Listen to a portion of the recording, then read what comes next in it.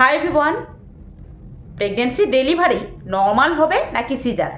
এই ধরনের প্রশ্নটা প্রায় বেশিরভাগ জনের ক্ষেত্রে, বিশেষত গর্ভাবস্থার 9 নম্বর মাসে নর্মাল ডেলিভারি হবে কি না এই ধরনের চিন্তাটা অনেকে করে থাকে।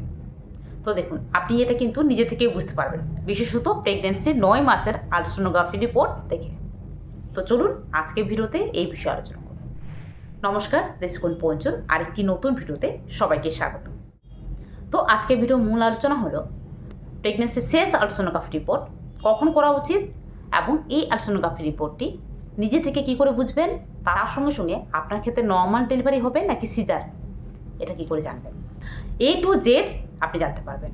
তার জন্য ভিডিওটা মন দিয়ে দেখুন এবং ভিডিওটা ভালো লাগলে, ইনফরমেটিভ মনে হলে বেশি বেশি শেয়ার করুন, পারলে একটা লাইক করুন এবং অবশ্যই চ্যানেলটাকে সাবস্ক্রাইব করে পাশে থাকবেন।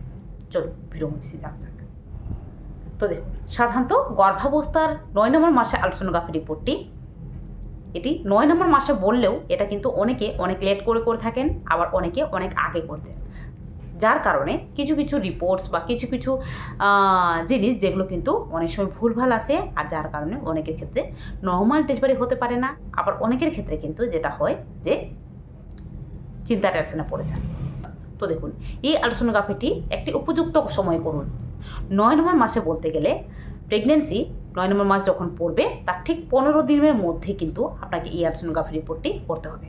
এই সময় অনেকে রয়েছেন যারা স্বাভাবিকভাবে প্রেগনেন্সি 9 নম্বর মাস প্রায় শেষের দিকে যাচ্ছে তখন আলট্রাসোনোগ্রাফি করছেন, বা অনেকে রয়েছেন 8 মাস শেষ হতে না হতে আলট্রাসোনোগ্রাফি করে নিলেন। তো দেখুন, আপনি যদি আগে করেন তাহলে কিন্তু বাচ্চার ওজন হয়তো কম আসলো, বা বাচ্চার পজিশন হয়তো ডেলিভারি পজিশনে আসেনি, যার কারণে চিন্তায় পড়ে গেছেন। তো এটা যদি উপযুক্ত সময় করা হয় সেক্ষেত্রে কিন্তু আপনি সঠিকভাবে জানতে পারবেন যে আপনার ক্ষেত্রে ঠিক কেমন পজিশন রয়েছে এবং আপনার ক্ষেত্রে নর্মাল ডেলিভারি হবে কিনা। সমস্ত জিনিস কিন্তু A to Z আপনি এই আলট্রাসোনোগ্রাফি রিপোর্ট থেকে জানতে পারবেন। তো এই আলট্রাসোনোগ্রাফি রিপোর্টটি সাধারণত প্রেগনেন্সি 35 থেকে 37 উইকের মাঝখানে করা হয়ে থাকে। এর ফলে এই সময় কিন্তু বাচ্চা আস্তে আস্তে করে ডেলিভারি পজিশনেও চলে আসে এবং এই সময় বাচ্চার ওজনও যথেষ্ট হয়ে যায়। আর 37 সপ্তাহের পর থেকে কিন্তু প্রায় বেশিরভাগ জনের ক্ষেত্রে ডেলিভারি ব্যথা উঠে যায়। সেক্ষেত্রে আপনি খুব ভালোভাবে জানতে পারবেন যে আপনার ক্ষেত্রে নর্মাল ডেলিভারি হবে কিনা। তো কী করে বুঝবেন, চলুন এবারে আলট্রাসোনোগ্রাফি রিপোর্টে যাই। সেখানে কিন্তু আপনি A to Z বিষয়টা জানতে পারবেন এবং নিজে থেকে আলট্রাসোনোগ্রাফি রিপোর্টটা পড়তে পারবেন। তার জন্য আমি একটি আলট্রাসোনোগ্রাফি রিপোর্ট নিয়েছি। এটা কিন্তু আমার প্রেগনেন্সি আলট্রাসোনোগ্রাফি রিপোর্ট, বেবি বয়, আমার ক্ষেত্রে বেবি বয় হয়েছিল এবং বেবি বয়ের আলট্রাসোনোগ্রাফি রিপোর্টটা কিন্তু আমি আপনার সাথে শেয়ার করব। A to Z শেয়ার করব, 1 by 1 কিন্তু স্কিপ না করে কিন্তু দেখুন, নাহলে কোনোটাই স্কিপ হয়ে গেলে কিন্তু আপনি বুঝতে পারবেন না। তার জন্য 1 by 1 শেয়ার করব, দেখুন। হলো প্রেগনেন্সি 9 মান্থ আলট্রাসোনোগ্রাফি রিপোর্ট। এটা কিন্তু অনেক দিনের আলট্রাসোনোগ্রাফি রিপোর্ট, মানে মিনিমাম 2023-এ আমার করা হয়েছিল, তখন কিন্তু আমি প্রেগনেন্ট ছিলাম। তো এটা কিন্তু সাধারণত দুটো পার্টস আছে, একটা স্ক্যানিং আর একটা থাকে রিপোর্টস। তো স্ক্যানিংয়ে আমরা যাব না, স্ক্যানিং শুধুমাত্র ডাক্তারবাবুরাই ভালো করে বুঝতে পারবেন। আমাদের যেটা বোঝার কাজ সেটা হলো রিপোর্টস। রিপোর্টের বিশেষ কিছু জিনিস যেগুলো কিন্তু আপনাকে অবশ্যই জানা প্রয়োজন, যেটা যদি আপনি না জানেন সেক্ষেত্রে কিন্তু অনেক সময় যেটা হয় যে অনেকে কিন্তু বুঝতে পারে না, যার কারণে কিন্তু অনেকের ক্ষেত্রে যদি ইমিডিয়েটলি সি সেকশন ডেলিভারি করতে হয় তারা টেনশনে পড়ে যান। তো সঠিক লজিক, সঠিক কারণ যদি আপনি জানেন তাহলে কিন্তু কোনো রকম চিন্তা টেনশনও হয় না, আর ডেলিভারিতেও কোনো ধরনের সমস্যা হয় না। তো দেখুন, এই আলট্রাসোনোগ্রাফি রিপোর্টে সাধারণত 3টা পার্ট থাকে। একটা পার্টে থাকে আপনার ডিটেলস, আপনি কোন ডক্টরের আন্ডারে আলট্রাসোনোগ্রাফি রিপোর্টটি করাচ্ছেন। দ্বিতীয় রিপোর্টে থাকে আপনার রিপোর্টে A to Z জিনিস কিন্তু প্রেগনেন্সি A to Z জিনিস কিন্তু সেখানে শেয়ার করা হয়ে থাকে। আর লাস্টের দিকে থাকে ইমপ্রেশন, যেখানে কিন্তু রিপোর্টসে ঠিক কী আসলো, কোন সমস্যা রয়েছে কিনা, এই সমস্ত কিছু কিন্তু এই ইমপ্রেশনে দেওয়া থাকে। তো প্রত্যেকটা রিপোর্টের ইমপ্রেশন পার্টটা কিন্তু খুবই ইম্পর্টেন্ট। এবারে চলুন, আমরা এই বিষয়টা কিন্তু জানা প্রয়োজন নেই, এই বিষয়টা প্রত্যেকের নাম ডিটেলস এই জায়গাটা দেওয়া থাকে। তো আমাদের যেটা জানা প্রয়োজন সেটা হলো এই জায়গাটায় কিন্তু খুবই মন দিয়ে আপনাকে জানতে হবে। সেটা কি, দেখুন এখানে সিঙ্গেল ফিটাস, আমরা প্রত্যেকে জানি সিঙ্গেল মানে একটা বেবি রয়েছে, ভিয়েবল, সে কিন্তু নড়াচড়া করছে এবং ইনসেফালিক পজিশন, এই জায়গাটা কিন্তু খুবই গুরুত্বপূর্ণ। প্রেগনেন্সি 9 নম্বর মাসে প্রত্যেকের ক্ষেত্রে খুবই গুরুত্বপূর্ণ। এই জায়গায় লেখা থাকে বাচ্চার পজিশন। আপনার আলট্রাসোনোগ্রাফিতে যদি সেফালিক পজিশন থাকে তাহলে বুঝে নিন আপনার বাচ্চা নর্মাল ডেলিভারি পজিশনে চলে এসছে, মানে মাথা নিচে পা উপরের দিকে করে নিয়েছে।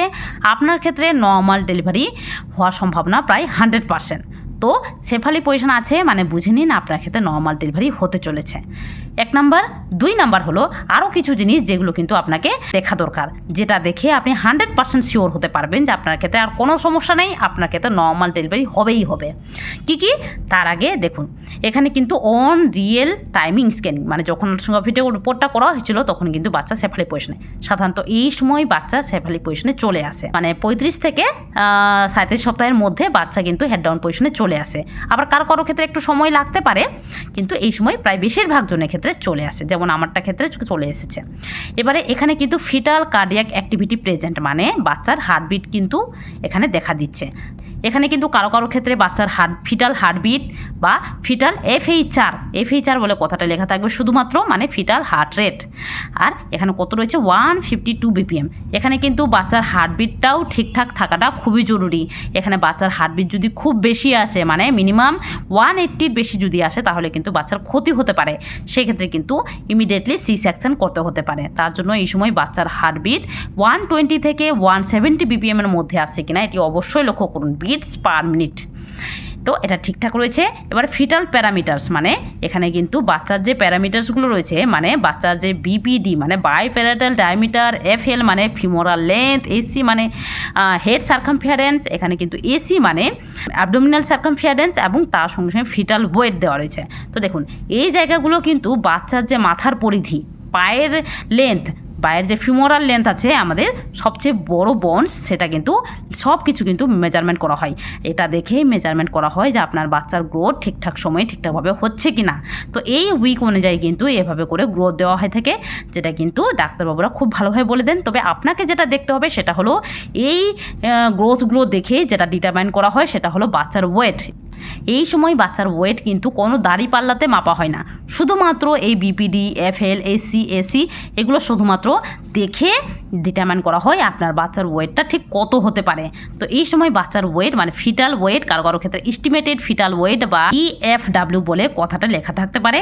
তো এস্টিমেটেড ফিটাল ওয়েট বা বেবি ওয়েট এখানে কিন্তু লেখা থাকবে, যেটা কিন্তু মিনিমাম 2.5 থেকে 3.5 কেজির মধ্যে হতে হবে।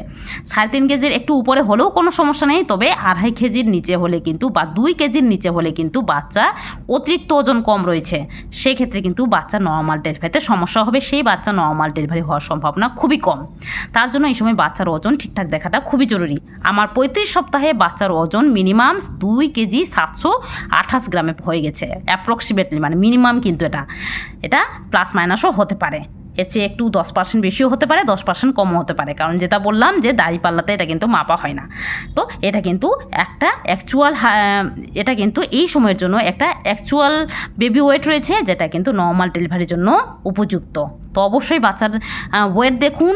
তৃতীয়ত দেখুন প্লাসেন্টার পজিশন ঠিক কী রয়েছে। দেখুন নর্মাল ডেলিভারির জন্য প্লাসেন্টার পজিশনটা ঠিক থাকাটা খুবই জরুরি, কারণ প্লাসেন্টা মানে গর্ভফুল, আর এই গর্ভফুল যদি আপনার নিচের দিকে থাকে মানে এই গর্ভফুল যদি আপনার জরায়ুর নিচের দিকে থাকে বা গর্ভফুল যদি বিচ্ছিন্ন হয়ে যায় বা রক্তক্ষরণ হয় তাহলে কিন্তু ক্ষতি হতে পারে। তার জন্য এই গর্ভফুল পোস্টেরিয়র রয়েছে নাকি অ্যান্টেরিয়র রয়েছে নাকি ফান্ডাল রয়েছে, এই তিনটাই কিন্তু আপনার ডেলিভারিতে কোনো ধরনের সমস্যা করবে না। কিন্তু যদি এখানে প্লাসেন্টা প্রিভিয়া লেখা থাকে বা লো লাইনিং প্লাসেন্টা লেখা থাকে তাহলে কিন্তু ডাক্তারবাবুরা সাধারণত নর্মাল ডেলিভারি করতে চান না। এটা লক্ষ্য করুন। অ্যান্টেরিয়র বডি রয়েছে, এটা কিন্তু সামনের দিকে রয়েছে, এটা নর্মাল। তারপরে গ্রেড, এখানে কিন্তু GR মানে হলো গ্রেড, আর গ্রেড এখানে 2 to 3 ম্যাচুরিটি লেখা রয়েছে। তো এটা কিন্তু খুবই ইম্পর্টেন্ট। এই সময় প্লাসেন্টার গ্রোথ যদি 2 to 3 বা 3 কথাটা লেখা থাকে এটা কিন্তু ঠিকঠাক রয়েছে, কিন্তু যদি 1 লেখা থাকে তাহলে কিন্তু সমস্যা, কারণ প্লাসেন্টা ঠিকঠাকভাবে বৃদ্ধি না পেলে বাচ্চার গ্রোথ হবে কী করে। তার জন্য কিন্তু গ্রেডটা 2 অথবা 3 বা 3 থেকে কারো ক্ষেত্রে 4ও হতে পারে, কিন্তু 3 থাকাটা খুবই জরুরি প্রেগনেন্সি 9 নম্বর মাসে।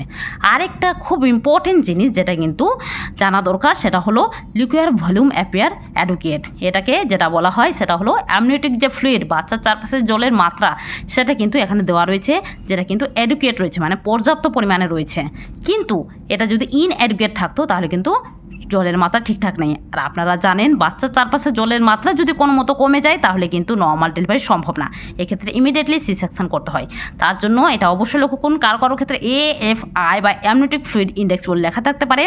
এটা 5 থেকে 25 সেন্টিমিটার লেখা রয়েছে, কিন্তু সাধারণত ডাক্তারবাবুরা 8 থেকে 18 সেন্টিমিটার পর্যন্ত যদি থাকে তাহলে কিন্তু নর্মাল বলেন। 8-এর চেয়ে কম থাকলেই কিন্তু সাধারণত সিজার করতে বলেন, কারণ এতে বাচ্চার সমস্যা হওয়ার সম্ভাবনা খুব বেশি থাকে। এবারে ইমপ্রেশনে চলে আসলাম। ইমপ্রেশন কথাটা যেটা বললাম যে রিপোর্টসে ঠিকঠাক আছে কি না সেটা কিন্তু সংক্ষিপ্ত সারে এখানে লেখা হয়ে থাকে। তো সিঙ্গেল ভিয়েবল ইউটেরাইন ফিটাস ইউটারাসের মধ্যে রয়েছে, সিঙ্গেল রয়েছে, সেফালিক পজিশনে রয়েছে, আর মানে যেটা বললাম বাচ্চা মাথা নিচে পা উপরে রয়েছে। কিন্তু যদি ব্রিজ পজিশনে থাকতো তাহলে কিন্তু বাচ্চা নর্মাল ডেলিভারি হতো না, মানে সি সেকশন করতে হতো, কারণ বাচ্চা উল্টো পজিশন রয়েছে। আর যদি ট্রান্সভার্সও থাকতো তাহলেও কিন্তু বাচ্চা আড়াআড়ি পজিশন রয়েছে, এক্ষেত্রেও নর্মাল ডেলিভারি সাধারণত করা হয় না। তার এক্ষেত্রে সাইজ অফ অ্যাপ্রক্স মানে প্রেগনেন্সি 35 উইক্সে কিন্তু এতটা রয়েছে। আর এখানে কিন্তু কারো ক্ষেত্রে ইডিডি ডেট বা এস্টিমেটেড ডেলিভারি ডেটও কিন্তু দেওয়া থাকতে পারে। আমার প্রেগনেন্সি অ্যানোমালি স্ক্যানিংয়ে ছিল, যারা অ্যানোমালি স্ক্যানিং রিপোর্টটা এখনও দেখেননি তারা দেখে নিতে পারেন, আপনার ক্ষেত্রে হেল্প হবে। বাই দ্য ওয়ে এখানে সেফালিক পজিশনটা বলে দিই। সেফালিক পজিশন যাদের ক্ষেত্রে রয়েছে তারা কিন্তু বুঝে নিন আপনার ক্ষেত্রে নর্মাল ডেলিভারি হবে। আর যাদের ক্ষেত্রে ব্রিজ পজিশন বা ট্রান্সভার্স পজিশন রয়েছে তারা কিন্তু অবশ্যই ডাক্তারের পরামর্শ নিন, কারণ সাধারণত এই ব্রিজ পজিশন ট্রান্সভার্স পজিশন থাকলে নর্মাল ডেলিভারি হওয়ার সম্ভাবনাটা খুবই কম। ডাক্তারবাবুরা করতে চান না, রিস্ক নিতে চান না। তো অবশ্যই এটি লক্ষ্য করবেন। আদারওয়াইজ আমার রিপোর্টে কিন্তু সব ঠিকঠাক ছিল। আপনার রিপোর্টে এর মধ্যে কোনোটা সমস্যা রয়েছে কিনা অবশ্যই লক্ষ্য করুন। তো এই ছিল আমার প্রেগনেন্সি 9 মান্থ আলট্রাসোনোগ্রাফ রিপোর্ট। আশা করি বুঝতে পেরেছেন। তো ভিডিওটা কেমন লাগলো অবশ্যই কমেন্ট বক্সে জানাবেন। ভালো লাগলে বেশি শেয়ার করুন এবং পারলে চ্যানেলটিকে সাবস্ক্রাইব করে পাশে থাকুন। চলুন দেখা হবে আরেকটি নতুন ভিডিওতে। আজকের জন্য টাটা। সবাই ভালো থাকবেন, সুস্থ থাকবেন, সাবধানে থাকবেন।